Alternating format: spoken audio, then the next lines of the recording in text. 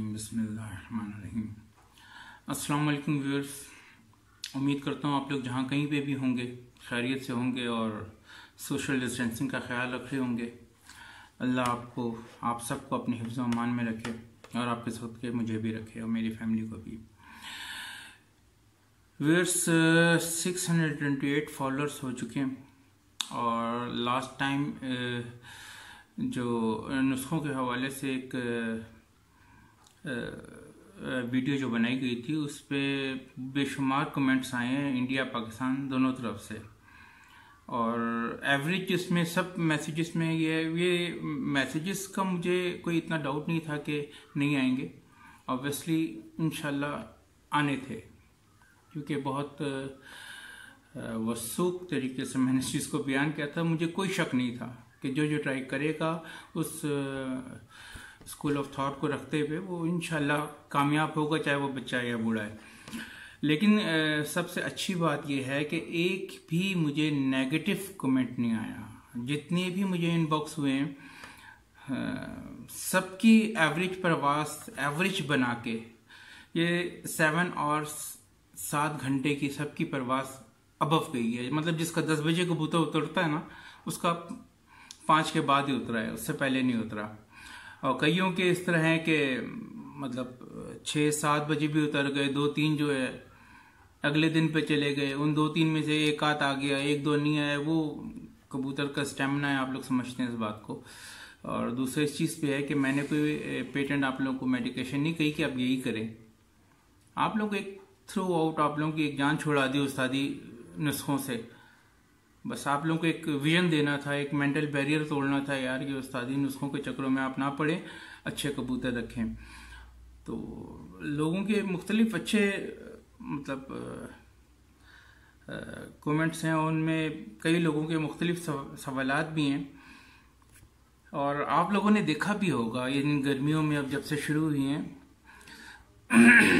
मौसम गर्म है, काफ़ी तल्ख है, लेकिन उसके बावजूद आप अपने इर्द गिर्द भी देखेंगे जिसने वीडियो देखी है ऑब्वियसली उसने अप्लाई किया है, तो मैसेज किया है, तो रिजल्ट तो आना ही आना है।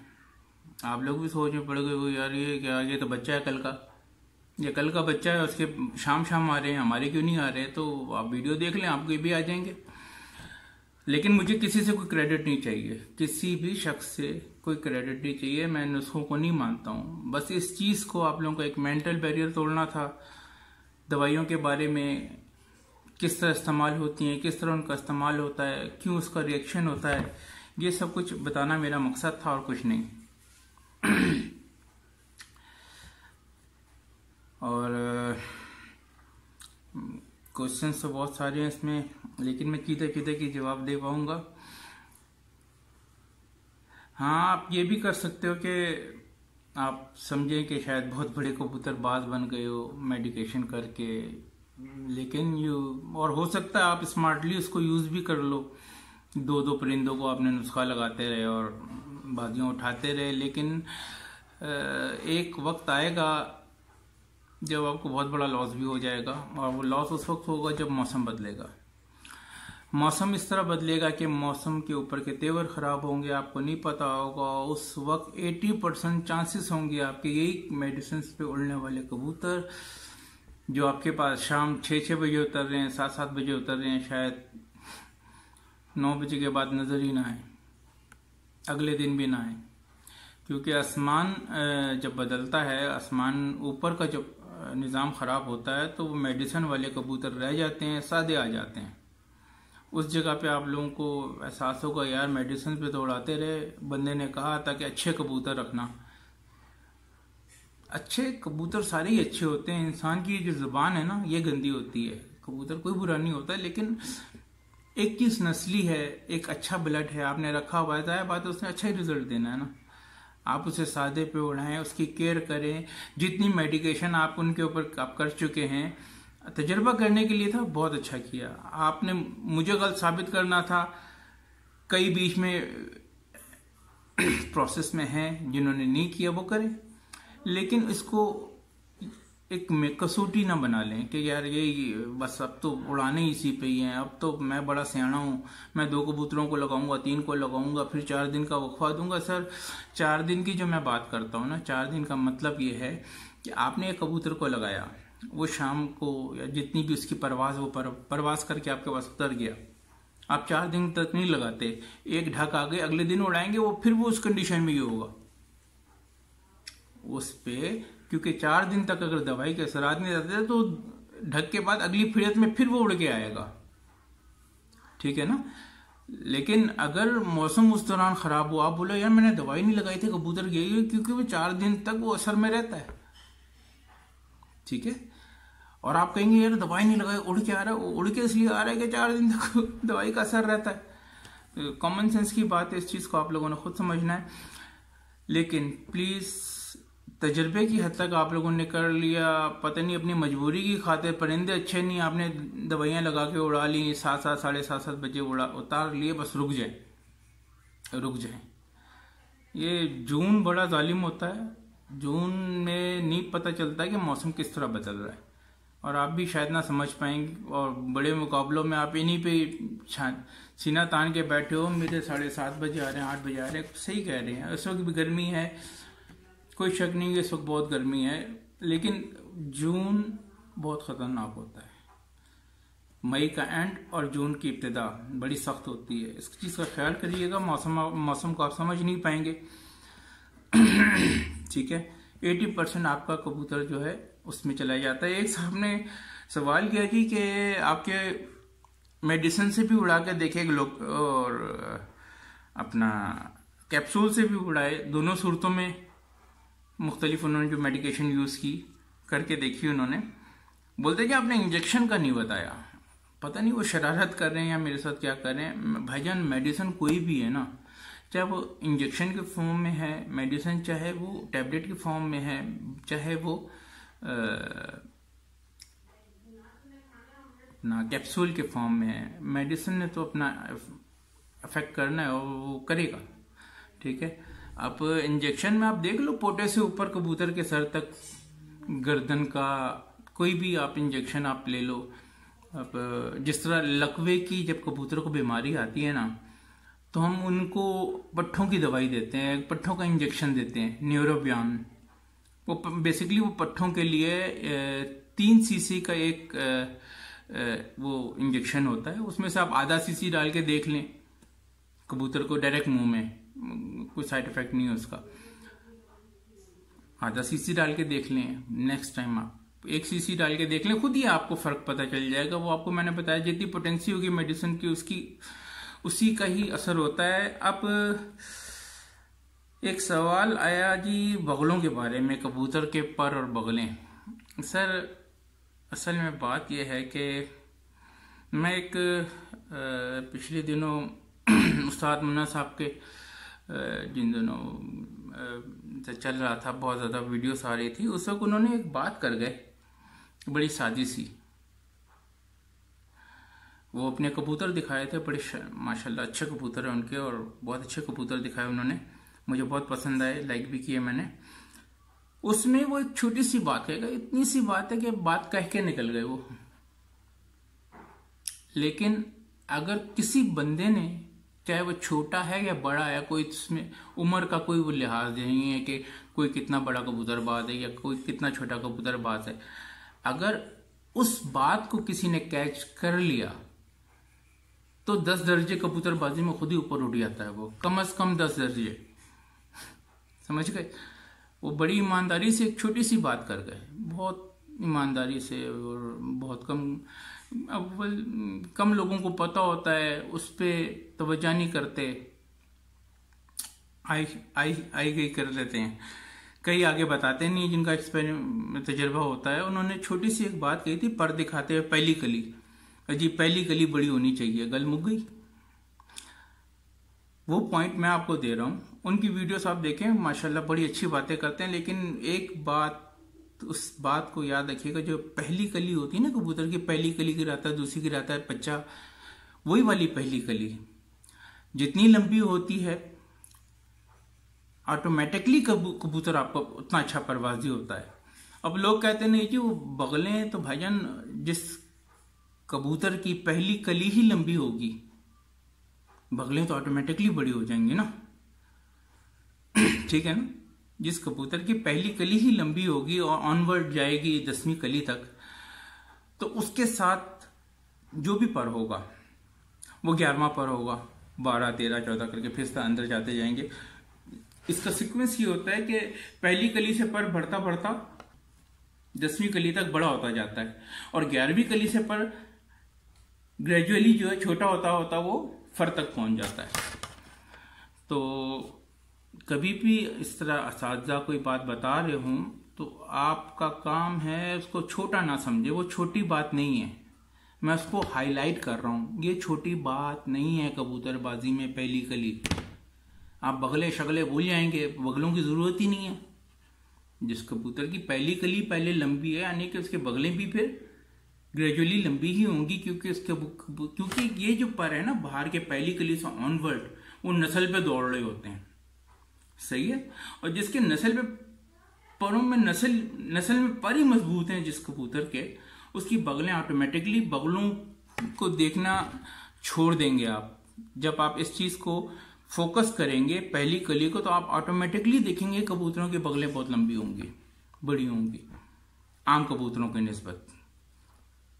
बात समझ रहे हैं कि जिस तरह उन्होंने कहा पहली कली, आपने पहली कली पे निगाह रखनी है। पहली कली बगल से लंबी हो तो बगलें ऑटोमेटिकली लंबी होंगी। ठीक है। और परों में बगल वाली बात आप समझ गए होंगे कि उसको फोकस खुद ब खुद अच्छा होगा। मेरे एक दोस्त हैं, बेसिकली दोस्ती उनके वालिद महतरम से थी, वो खुद मेरे हम उम्र हैं, तो वो भी मेरे दोस्त हैं। उनके वालिद उस्ताद थे, बहुत बड़े उस्ताद थे पिंडी के, और हकीम भी थे, अल्लाह उनको जन्नत नसीब फरमाए। बहुत ही नेक और शरीफ इंसान, बहुत अच्छे इंसान।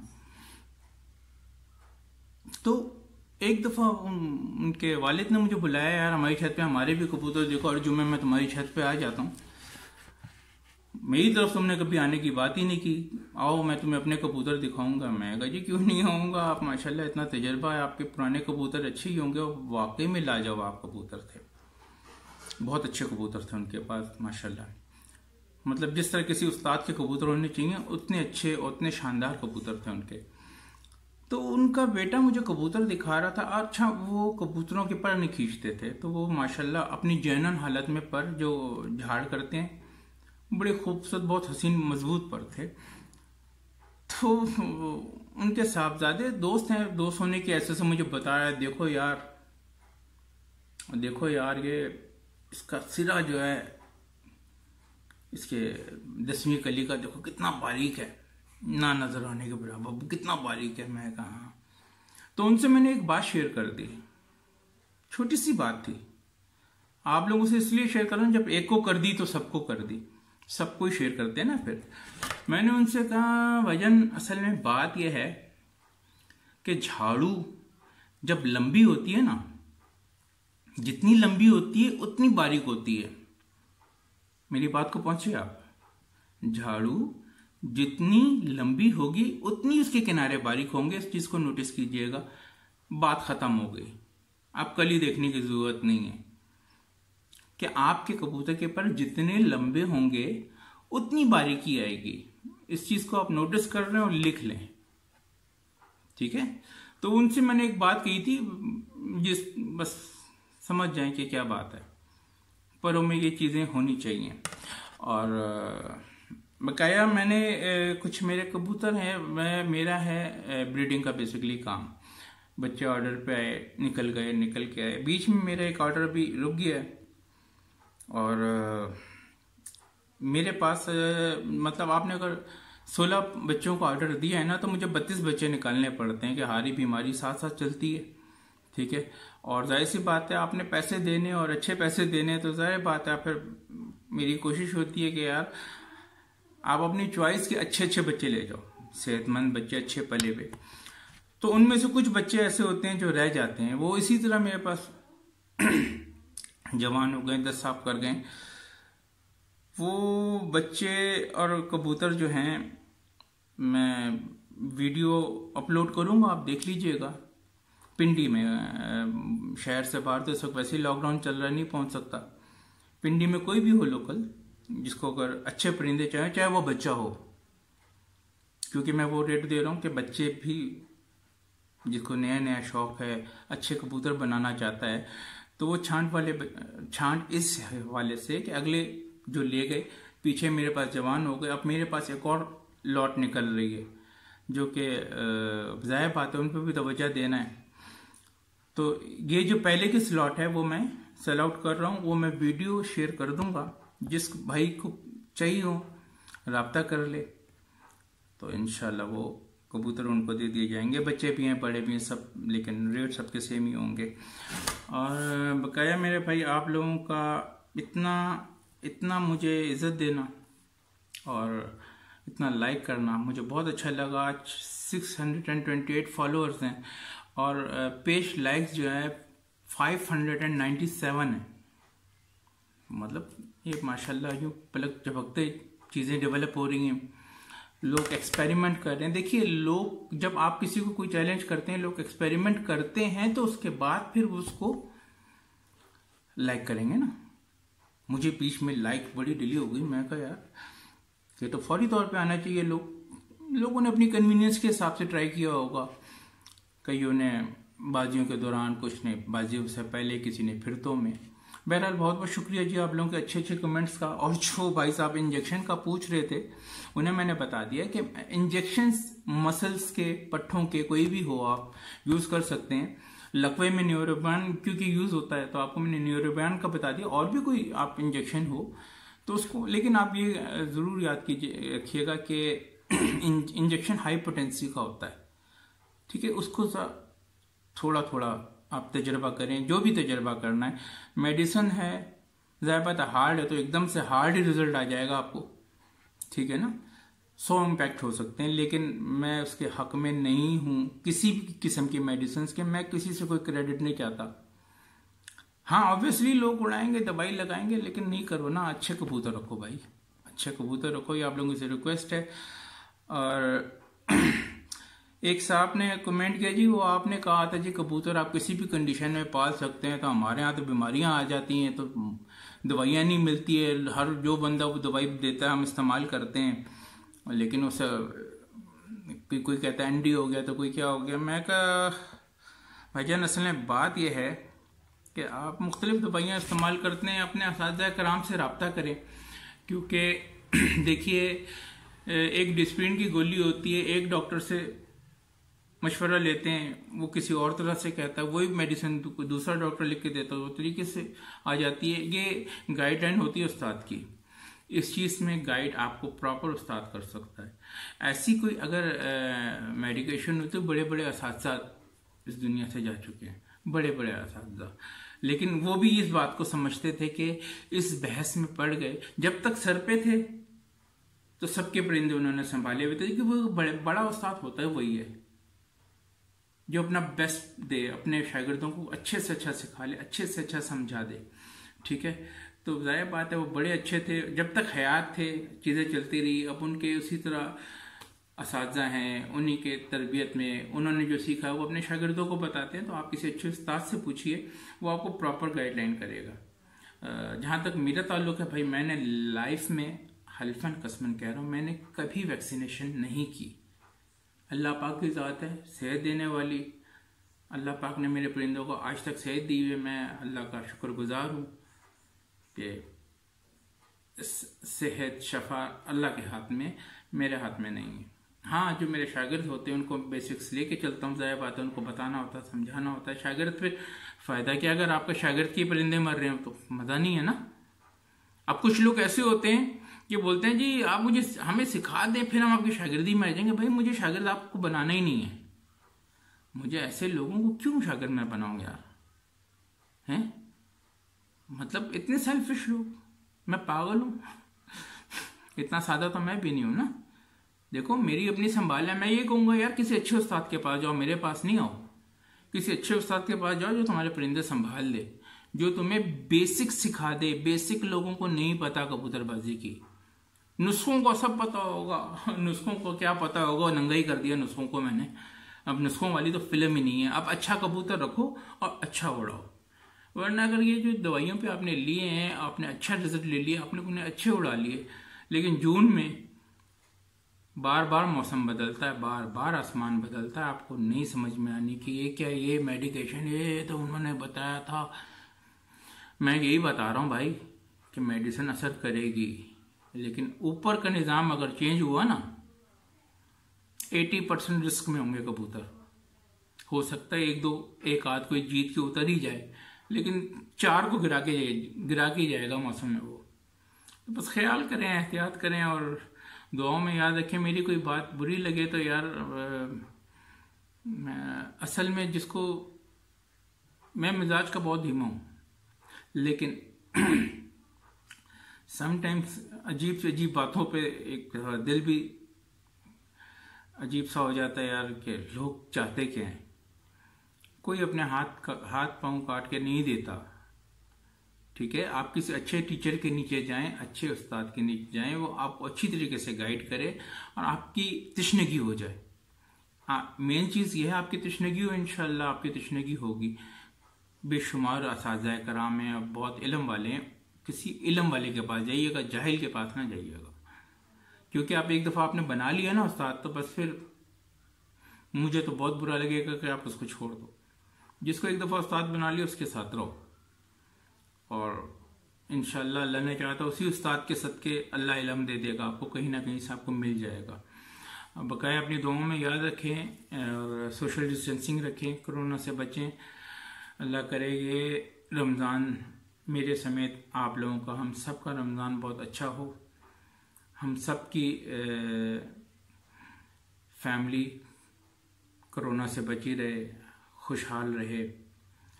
और बस मैं आपको दुआओं में याद करता हूँ, आप मुझे दुआओं में याद रखें, और इजाज़त चाहता हूँ। इंशाल्लाह जो जितना कुछ बताया है, उम्मीद है कि आप लोगों तक मैसेज कन्वे हो गया होगा। खुश रहें, आबाद रहें, अल्लाह के हवाले।